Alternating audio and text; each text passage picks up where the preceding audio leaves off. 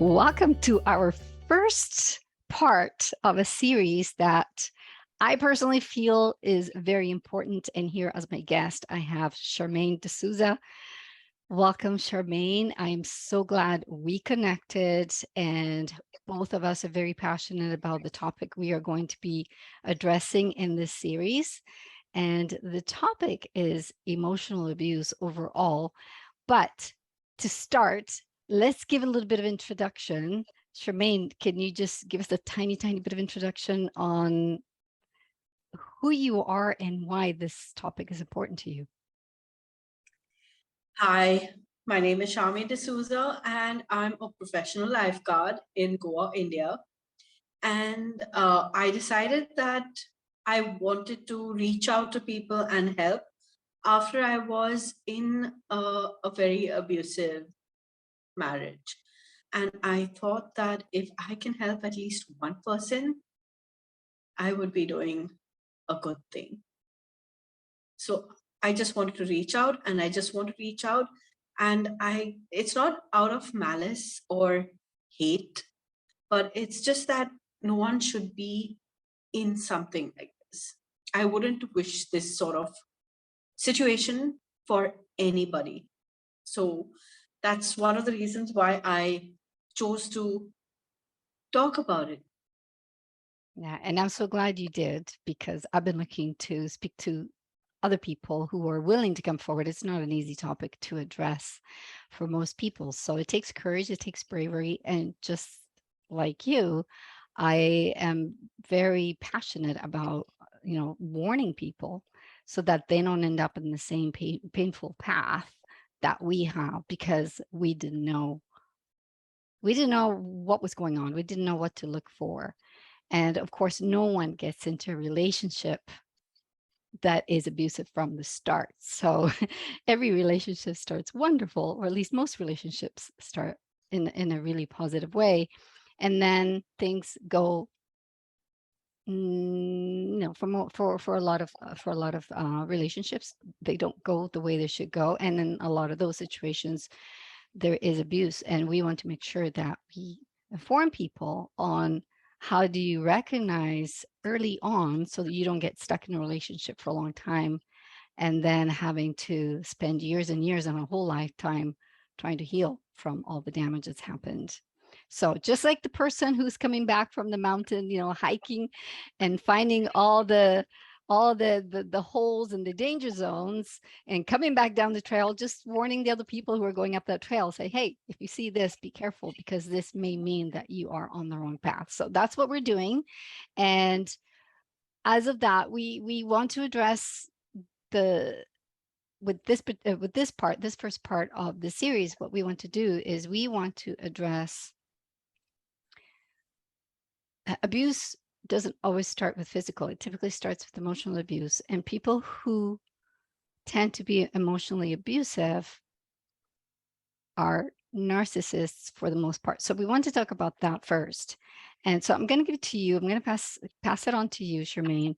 And what would you like to share with people out there about narcissistic abuse, and what is a narcissist to you?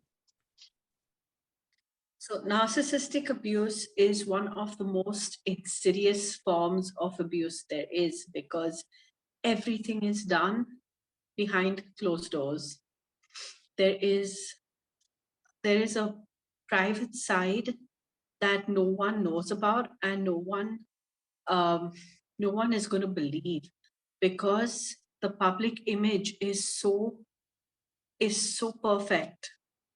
And when people from outside the home meet the abuser, they don't want to believe that this person is actually capable of such horrendous, nightmarish things. Yeah, yeah. And one of the things I was actually looking up, I so agree with you that there's also the other side. There are some narcissists that are obvious. There's the two main parts of narcissists are the covert that you just described, the one that to the world is this perfect, kindest person, very charismatic, and it's just like the perfect person. But then there's also the overt, where it's very public, but those are very obvious, right? So it's obvious when someone, like we've seen like dictators in the past who've been, they're narcissists, malignant narcissists, and they're very open about the atrocities they've done, big ego. I mean, one person that comes to mind is Mussolini, for example, right? So it's completely overt, very public about it. But that is not what we're talking in this series about. In this series, we're going to focus on the covert, which is the ones that are hidden. We don't see it at first glance or second glance or third glance. We don't learn about who they are unless we know what the signs are. We don't learn until it's too late. So I was doing some reading on how many types of narcissism are there? Like, how many types of narcissists are there? And I found 8. There's 8 different types. And I kind of want to go over them, but I don't know, there could probably be more. But before we go there, I think it's important to understand that narcissism per se is on a spectrum. Right? Narcissism is not necessarily a bad thing when it's on the low end. I mean, to some level, we all are narcissists. We all want to look good for other people. That's a level of narcissism, which is a healthy level of narcissism, but it can go overboard, right? So there is that. There is that. Um, there is that spectrum. So I'm just going to read them. I'm going to read the ones that I found because I thought it was fascinating, and I thought, what better way to just outline and just read them out other than just going from the top of my head. So these ones I found, well, the top one that came up is the healthy narcissism, which is just the one that I just described. Like, just there's nothing unhealthy about it. It's not hurting anyone else. So that's fine. Then there's a second type, which is the grandiose narcissism, the ones that those people who boast and they exaggerate things. Do you have an example of anyone? Do you know anyone like that, or that you can share an example of? Social media is a very good place where you can find grandiose narcissists. A lot of selfies, that's a huge sign of narcissism, where someone just keeps posting multiple selfies. And I'm not talking about regular ones, like maybe one or two once in a while, but a surge of selfies from like everything, different outfits, different places. That is one of the modern signs, I would say. Someone who's they are above everybody else. Someone who talks down to people in a very condescending manner. So yeah, those are some of the few signs that you would want to look out for. Yeah. So as grandiose, I can think of a few people. One in particular that I dated a long time ago, very grandiose on his accomplishments. Like, he had done this and he had this award and that award, and he kept talking about it. And then I found out later that none of it was true. But it was making up these stories of, what a wonderful person, what a great achiever he was. So that's one other way of just really boasting about what they have, what they have achieved as well, just kind of so that's the grandiose. And another type of narcissism, and this one is one of those sneaky ones because I think a lot of people don't recognize it for what it is. And that's the vulnerable narcissist. And that's also known as the covert narcissist. So I'll actually read you, I got this from the Mind Body Green article online. I'll read you what it says about the vulnerable narcissism, because I don't want to rephrase this. I want to say it exactly as it says here. It says the covert narcissism is also called vulnerable narcissism in opposition to the grandiose narcissists. These people tend to be shy and self-effacing. I'm not sure if I said that right. Is it self-effacing? Effacing? Effacing. According to the American Journal of Psychiatry, manifestly distressed, hypersensitive to the evaluations of others while chronically envious. They crave people's recognition and get very defensive in the face of criticism. So that's the vulnerable narcissist. And I can think of someone as well who went completely crazy because someone mentioned that they were not as fit as they thought. I've just come across coverts, and very egoistic people, but I've never come across the vulnerable narcissist. They're just very sensitive to criticism. So that's something to like, sensitive in an overly dramatic way, not in a normal way. Hypersensitive. Right. So it's not just your regular, my feelings are hurt. It's making a huge deal. And okay, so then number 4 I have here on the list is malignant narcissist.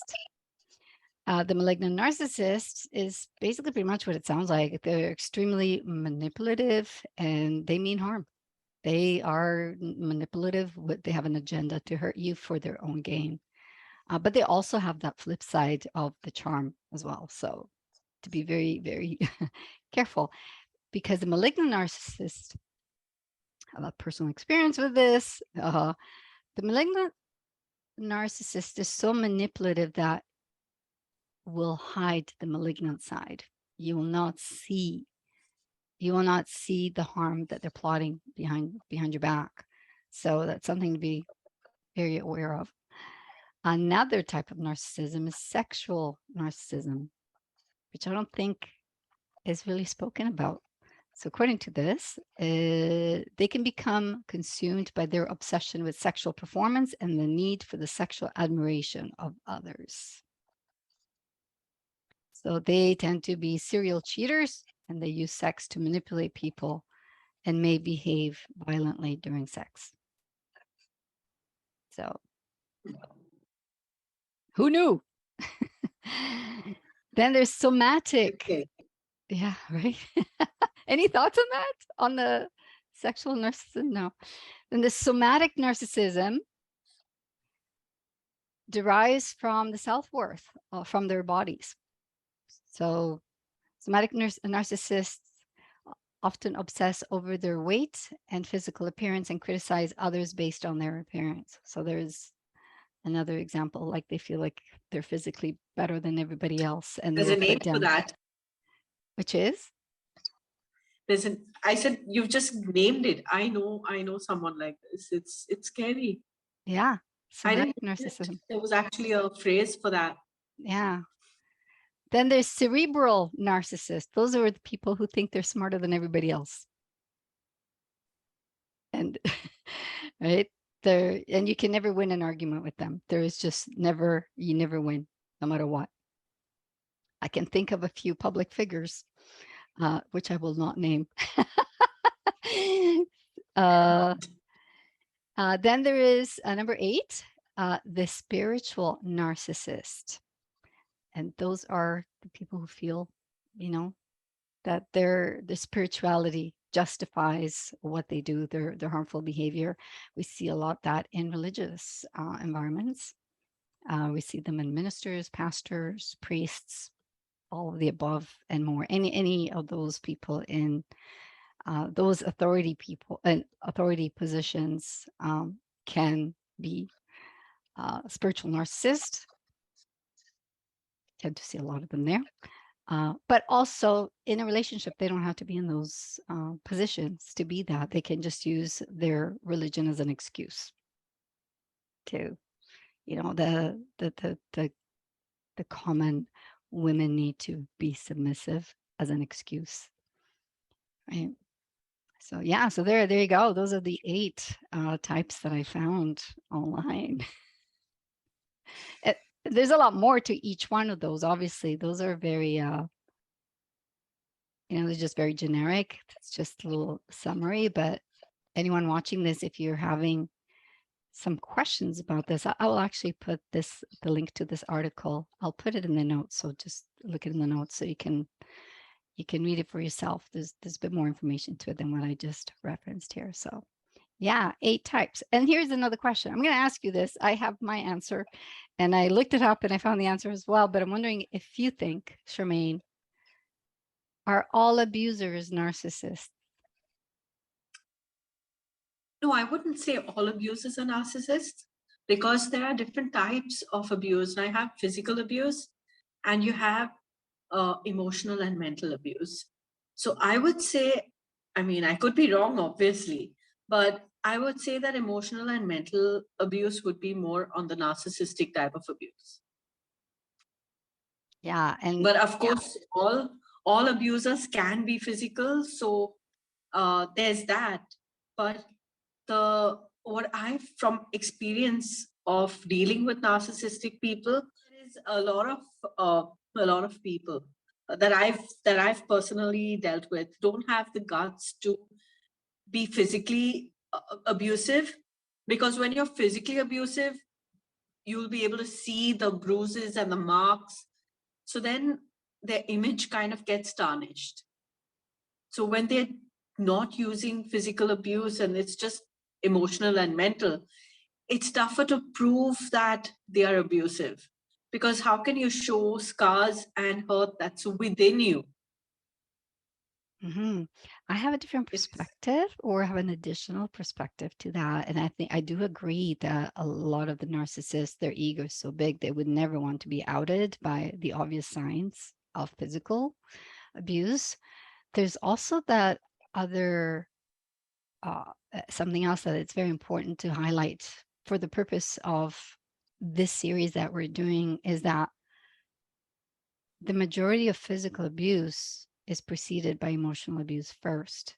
So before a relationship becomes physically abusive, typically there is there's some level of emotional abuse first. So we have to be careful not to dismiss and think that just because it's emotional, is that's a very typical line of people who are in relationships that are abusive, emotionally abusive, where you hear, but I've I've never been hit. there are a lot there are a lot more reasons why they want to stay, why they choose to stay. There are a lot of reasons. We will address all of those. We will address all of those. I think we should do I think we will do one part dedicated just on that. All the reasons people list of why they stay. Some may be justifiable, but regardless, there's always a way out. So I'm going to say that right off the bat. There is help. There's always a way out. There's always a safe way out. But we will address the reasons why people stay as well. So yeah, any the thing is, no one. I'm looking at the notes that we both kind of shared, and I see that no one wants to be abused, right? And that's why we do this. No one wants to be abused. What I feel is, and most of us have gone through this, is that initially there is no telltale sign that says you're walking into this rabbit hole where you're going to get sucked in and sucked in and sucked in, and you're just not going to know who you are anymore. But if we know what the signs are, if I'm sure if you and I knew what signs to look out for, we wouldn't have gotten into this in the first place. So it's very important. And the signs could be really tiny, really subtle, but you need to know what you're looking out for.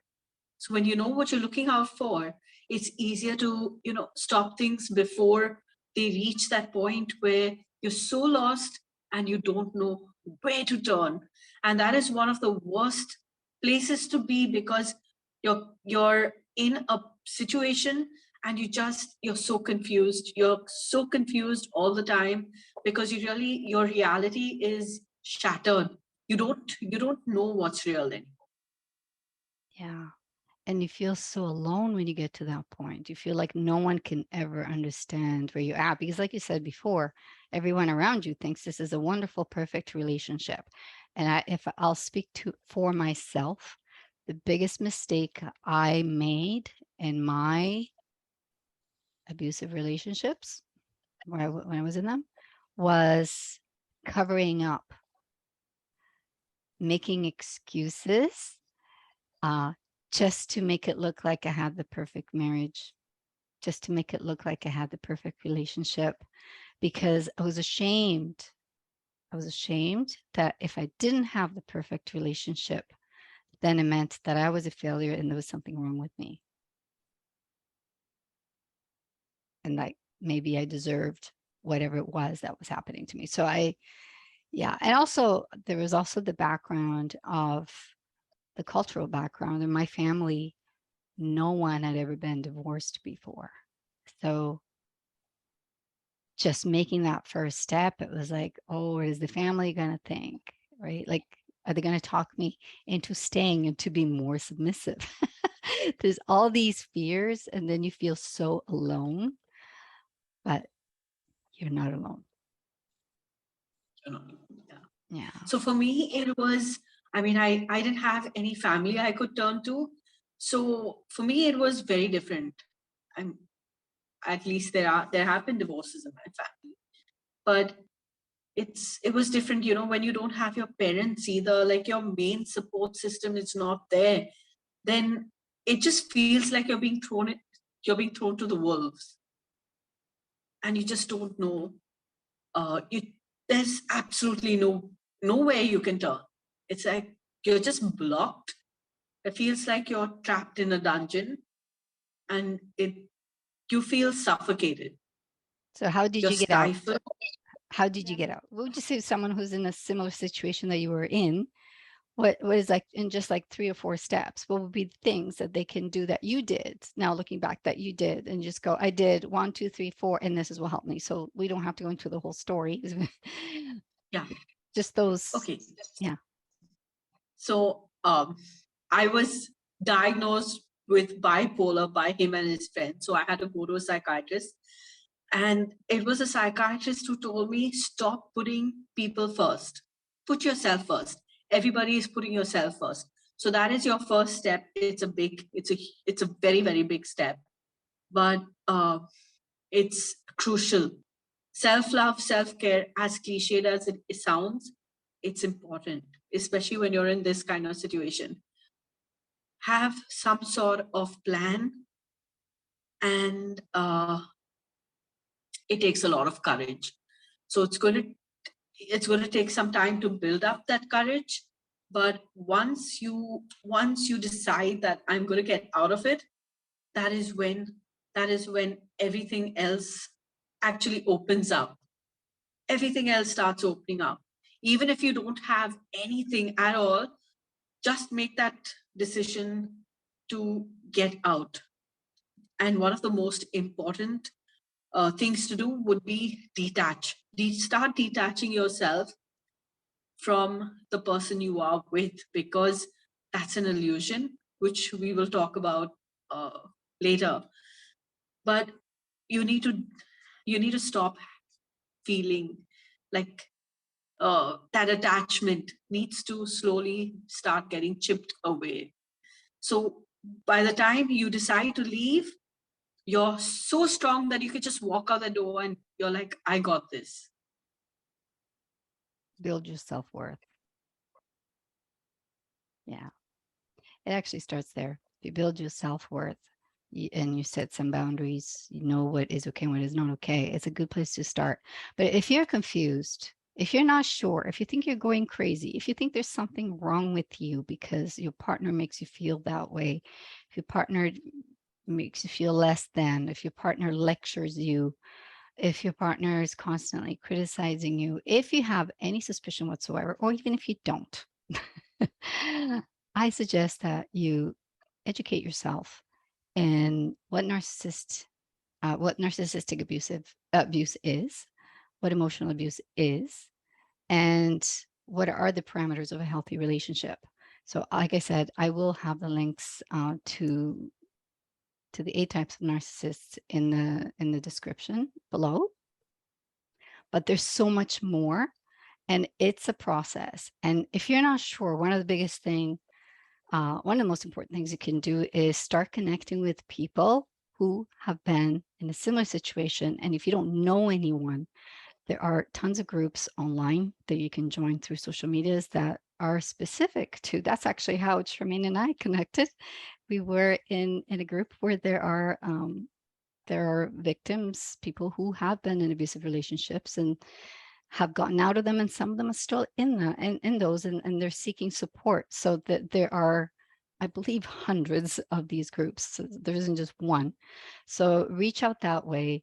There is every country has a national hotline. I think almost every country has a national domestic violence hotline, but if you don't know where to find it, I will have a link below that will give uh, most countries around the world that have the hotline numbers that you can call, just because sometimes we just don't know who to talk to, right? Just go, am I really crazy? Like, is this right? Is this not? And you just need that professional on the other side to say yay or nay, or this is what you need to do to be in a safe place, whether it is to stay and work with, find ways to kind of handle the situation, or find a way to exit safely. So yeah. Well, Charmaine, I think we're gonna end this particular part right here, and then we will have more coming up. So the next part is going to be on, is it love? So we're going to talk about love bombing and the initial stages of relationships, and how to distinguish, is this a healthy relationship while you're dating? Is it heading the right way, or is it not? How do we look for those red flags? How do we know that they're actually red flags, or there are genuine acts of love? So that's for the next part. Thank you for watching, and we'll see you next time.